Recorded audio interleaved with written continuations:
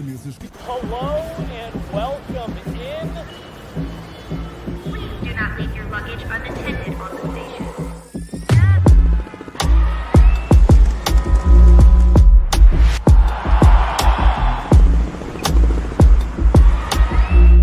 Welcome to the show.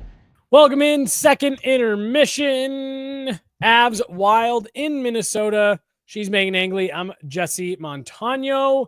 Avs up 3-1. Mikko Rantanen gets the goal in that period to extend the lead.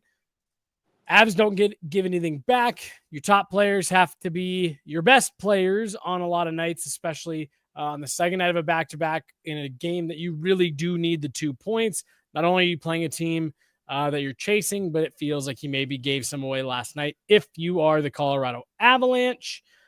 Megan, better period you didn't like quite as much as the first for the Avalanche. I think it was a better period.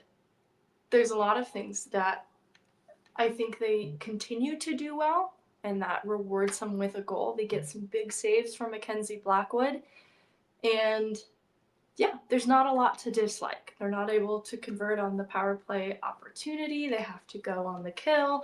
It's successful. So overall, though, special teams not hurting them in any way. Top guys being top guys and being opportunistic. You know, broken play in their own end results in a goal against for them a goal for with Mikko Rantanen and McKinnon there. So yeah, there's not a lot that I dislike about that period. Power play maybe wasn't as consistently dangerous looking as the one that we saw in the first period. Ross Colton does hit a post on another kind of broken play, nice defensive play for the Avs to break up a shorthanded chance, get an odd man rush going the other way. And yeah, Ross Colton hits the post. Minnesota was able to drive a little bit of energy coming off that kill. But again, like you and I continue to talk about, find a way to generate opportunities, find a way to generate chances on the power play. It felt like the Avs did that. Here's something I did not like from that period. There was good pace that continued, but they got into a little bit of the running up and down, trading chances. I know that typically is a style that maybe favors the Avs, but you can even just tell watching this Minnesota team that this is the team this year where they're getting the weird bounces. Things are just going their way. Guys are swinging at pucks and they're landing on other guys' sticks. Minnesota is opportunistic, and they will take advantage when they can. If I'm Jared Bednar, I want to start cleaning that stuff up and not get into the chance trading business here. No, a few great feeds from Zuccarello to inside home plate and some dangerous opportunities created as a result of that, to include right off the faceoff in the final seconds of the period where Mackenzie Blackwood comes up in a big way. Blackwood not tested very much in the first period, definitely earning his credit in that second period. To your point, a little bit more time for Minnesota in Colorado's end than compared to the first period. And I think that's where you mentioned the leverage that Minnesota gained from their kill in a failed man advantage opportunity for Colorado. And a play that stands out to me is Juuso Parssinen with a stick play to help break up what was beginning to be an extended shift for Minnesota in Colorado's end following that kill for them. And Parssinen, a very similar play, helps to spring his own goal for in last night's game against Chicago. And this has just been maybe an unexpected part of Parssinen's game that I wanted to shout out a little bit. But also that was beginning to be a long shift for Wild at Colorado's end. So to your point that you just made, I wouldn't mind if they made that a little bit shorter shifts in their own end, just to prevent the incredibly athletic saves that Mackenzie Blackwood has had to make. But other than that, I still think there's a lot of room to build off that period. And yeah, I just wanted to shout out Parssinen. I also didn't like the call on Parssinen there near the end of the period. That to me was two guys battling going to the front of the net. Don't know if I would go with an interference call there, but hey, what do I know? I just work here. Vaguely Sober, it looks like, did review the tape, Megan, and $1 into the swear jar for you from the first intermission report. Look, I'm a dirtbag, okay? Yeah, it's a little bit's all right. A little bit's all right, but let's keep the dirtbaggery on the down low for tonight. Family show. Shout out Vaguely Sober again with the super chat. Okay, talked about Mackenzie Blackwood coming up big. He came up very big as the Avs gave up a great opportunity just a little bit over the halfway point of the period. Right in the slot, Mackenzie Blackwood comes out, makes himself big, takes away the angle, makes a big save, and it's about 45 seconds later that turns directly into a goal. Before we talk about the goal, this just ties in with what you're saying. And the big saves coming up, not only are they big athletic saves, they're timely, and they are leading directly to offense. Yeah, that was, I want to say another off, like a Zuccarello feed, but it was an Eriksson Ek opportunity, and that's a player who knows how to put the puck in the back of the net. Huge save from Blackwood, and then a broken play because they actually reload, and Bogosian tries to get another shot on net. That's where ultimately it's blocked, and they're able to, with the help of Jonathan Drouin and Rantanen, get the puck up ice and turn that into a scoring opportunity the other way. And so that was one of those where you don't really like how that begins, but Mackenzie Blackwood comes up huge. I'd like to see them eliminate some of those chances, but, you know, Blackwood, like, he wasn't tested much in the first period, so we didn't get a lot of opportunity to say how he's contributing to this game one way or the other. But I'd say he's a big difference maker now through 40 minutes of play. Big time. And you are right. They do reload, get a second chance. So it doesn't necessarily lead directly to the goal, but that is another one of those examples where you don't get that save. Not only are you now in a tied game, but you don't get the opportunity to go back the other way. So again, Mackenzie Blackwood having larger impacts on the game than just stopping the puck, but he's done that very well through two periods. Let's talk about that goal from Mikko Rantanen. What a shot. But Megan, you and I have talked about the zone entries recently, and we've been saying we don't like that get 1.5 inches inside the blue line and try to dump it off.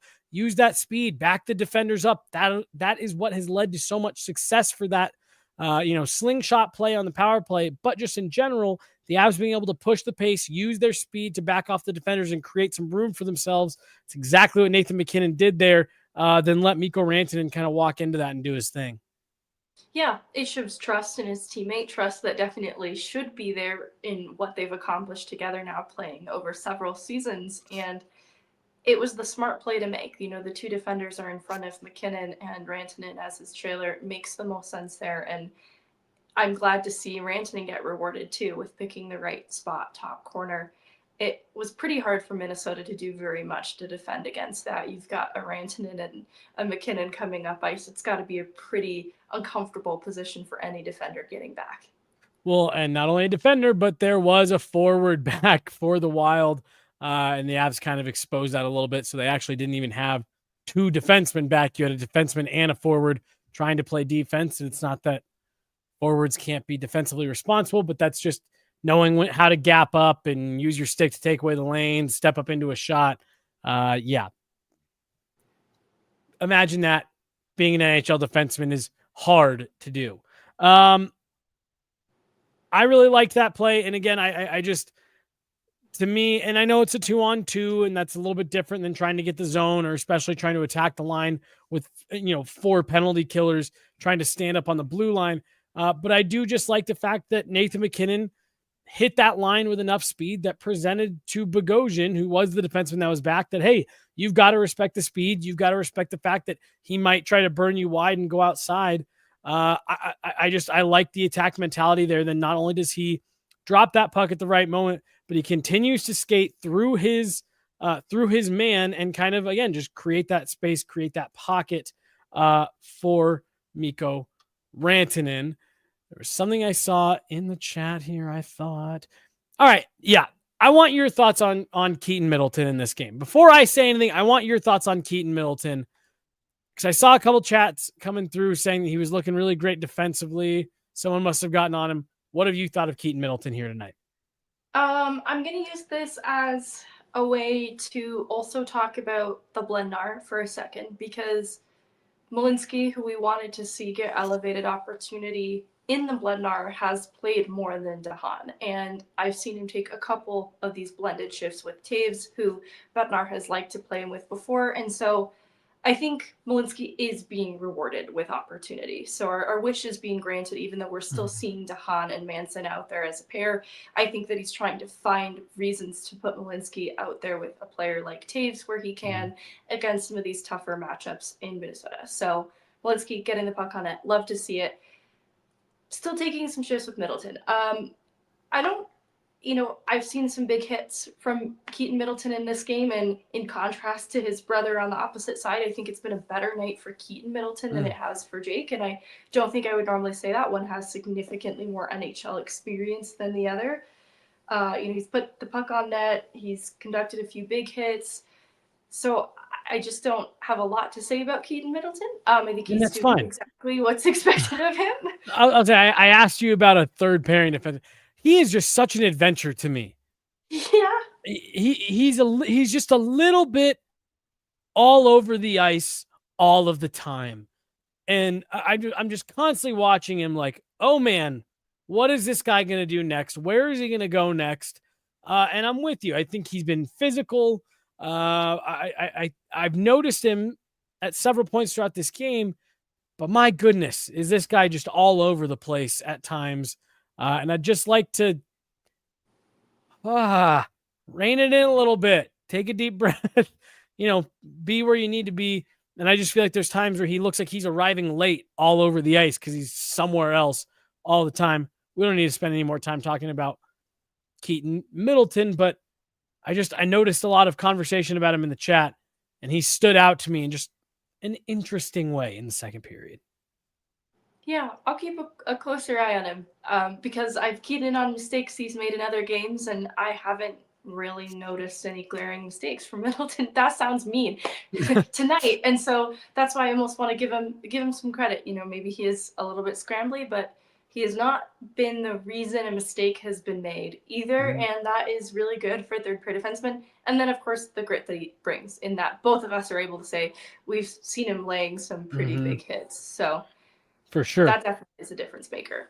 Last thing I want to talk about, and then I got one more quick thing to round out this intermission report. Casey Middlestat, I thought that was one of his better periods we've seen in a while. Yeah. Ooh, no. Okay. It's fine. I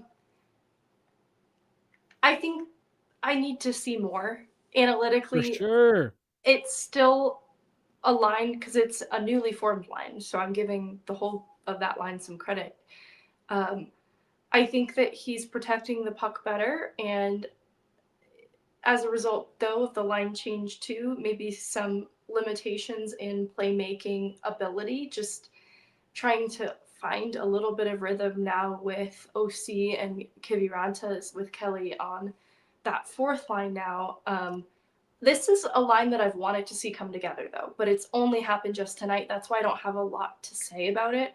But it's one that I've wanted to see come together because I think that Logan O'Connor does elevate the people around him, and some of the habits that we needed to see built into Casey Middlestat's game, to include moving his feet more, is something that comes so naturally to Logan O'Connor, and he just kind of forces you to be that when you're playing alongside him. And I do think that's true of Middlestat tonight. So I didn't want my pause to sound critical of Casey Middlestat. It just feels like there's still more that I need to see. And some of that is because this is a pretty new change, new to tonight. And I want to see more of this line. And I think it already has a positive effect on Casey Middlestat. I'm just still holding my breath because there's this next step for him to take that I'm waiting for. And it's going in the right direction. And I had that feeling the minute he was put on OC's line that it only gets better from here. Logan O'Connor really does bring out the best in his teammates, especially if they need to build in more like blue collar habits into their game. I saw this with Alex Newhook. That's my hope for Casey Middlestat.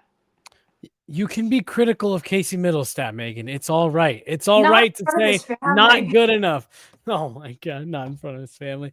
Last thing, our good friend Nicole Hensley was on for an interview on Altitude TV. They just ran a feature on the Minnesota broadcast. PWHL Minnesota comes to Denver this weekend to take on, I guess I just called them PWHL Minnesota. That's not their name anymore. The Minnesota Frost come to Denver, take on the Montreal Victory this Sunday, 1:00 at Ball Arena. We will be there. We've got a bunch of fun stuff planned for the weekend. Always great to see Nicole. She'll be dropping by at some point. We'll be talking with her a lot throughout the weekend, but I'm really looking forward to it. I know it is right in the middle of the Bronco game on Sunday, but this is not something that comes through Denver very regularly. This is also a little bit of a trial here, a little bit of a test by the PWHL as they look to grow that league over the next handful of years. So if you are someone who wants to see the PWHL come to Denver at some point in the future, make sure you're showing up, tuning in, all of that good stuff. PWHL comes to Colorado on Sunday. Should be fun.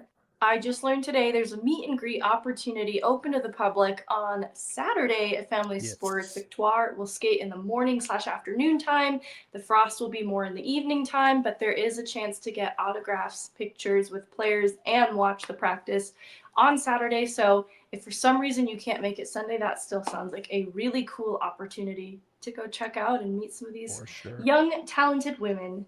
For sure. We'll be talking a lot more about this on tomorrow's episode of Off Ice, so make sure you are tuning in to that. Puck is getting ready to drop on the final frame. Avs hold a 2-goal lead. It is 3-1 heading into the third. This Minnesota team is one of the best in the league in terms of comebacks. Like I said, this team has that weird voodoo around them this year where crazy stuff happens late in games and all that stuff. Avs are going to have to close this one out strong. We'll see what happens. We will be right back here after this game wraps. She's Meghan Angley. I'm Jesse Montano. Talk to you guys soon. Thanks so much.